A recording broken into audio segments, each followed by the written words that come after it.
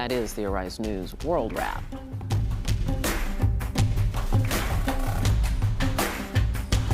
And now we are joined by Arise News contributor Frankie Edozien for his Across Africa report. Hey, Frankie. Hey, Debbie. It's good to see you. Good evening. Oh, we can't talk about Africa these days without talking about Nigeria. A lot going on there. Yes. This is kind of big news. President Goodluck Jonathan made an admission. Well, he said what people have been saying all along. He finally admitted that he and his team, which means all the people in his cabinet and the people around him, completely underestimated Boko Haram, completely underestimated that they would keep on hammering Nigeria, that they would have more weaponry, that they would have more bombs. And now we see they've been successful in, well, maybe not successful, but they have gotten a lot of young children to be suicide bombers for them. And so he said in a newspaper interview on Sunday, just yesterday, that he and his team, they completely underestimated them. These were supposed to be a small regional thorn in his side, but they turned out to be on the scale of almost ISIS. Do you know, Frankie, what the reaction has been since he has made this admission? Well, it has given further for the supporters of Muhammadu Buhari, who is looking more and more presidential. Right now, the elections, every single poll is like this close. We don't really know who's going to win. And a person who's been in office 5 years, who's usually an incumbent, usually has the momentum going with him.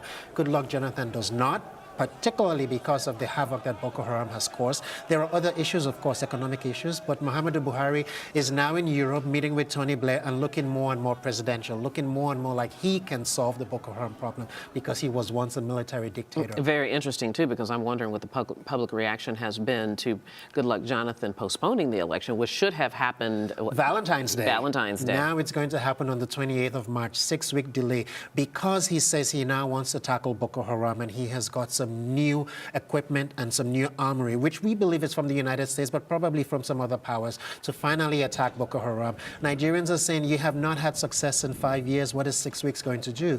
But he is saying that he is not going to quench Boko Haram. He's just going to make it sure that elections can go on without them causing any havoc. We do have some other African news to get to, but before we do, there seems to be some good news in the fight against Boko Haram. Well, there is some news in terms of the fact that there are people who are bringing more and more weaponry, and people saying that a town that was completely destroyed, Baga, has been recovered. That has not been confirmed. The Nigerian military is saying that, but independent journalists have not been able to get there to say that. So we believe that Baga has been recovered. On January 3rd, Baga was completely destroyed by Boko Haram. So now we are saying the Nigerian military is tweeting that they have actually retaken that town and residents can come back. So we'll see in the next few days if it is indeed true. Duly noting your hesitance there, your reluctance there. Let's move north and east just a little bit and talk about South Sudan, another heartbreaking story involving young boys. 89 children.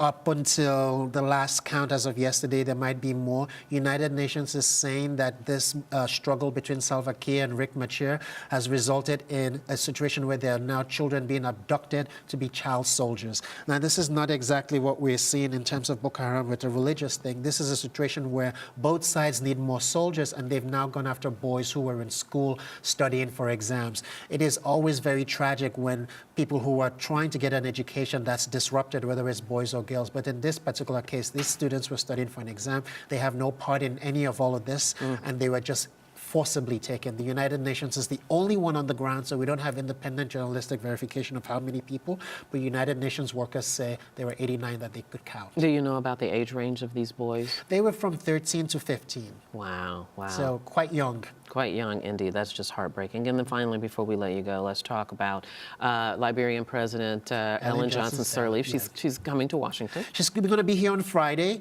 and she's bringing with her some updates for President Obama, who has been so supportive of her efforts to fight Ebola. Schools have reopened in Liberia. She is still saying that by mid-April, she hopes the Ebola epidemic would be down to zero in her country. Unfortunately, that's not the case next door in Guinea and in Sierra Leone as well. But what we're seeing is that her country is doing pretty well. Liberia is doing pretty well, and she's now asking the Obama administration to help her with prevention going forward. If she's able to achieve 0 cases of new Ebola in April, she now wants help with roads and prevention methods. So we'll see what she says on Friday. And there has been, and you reported it here on Arise America, there have been some strides that Liberia is making in the fight against Ebola. They've done really, really well, particularly with convincing people not to touch the dead, which has been one of the quickest ways to spread the virus. And unclean burials. So so to speak, unclean, but they've done a lot in getting people not to actually touch dead bodies, and schools have opened and weddings are taking place. Life is creeping back to normal in Liberia, but they're not quite out of the woods yet. This is her first trip out of the country since the crisis began last year, and she's first of all coming to say thank you to the White House, but secondly to say, please don't forget us. If we achieve 0 cases in April, we still need help with prevention. Indeed. The White House has allocated $2.5 billion for this, so we'll see if they give more. Okay. All right. We'll talk about that next week. All right. All right. Frankie Edozien, thank you so Debbie. much.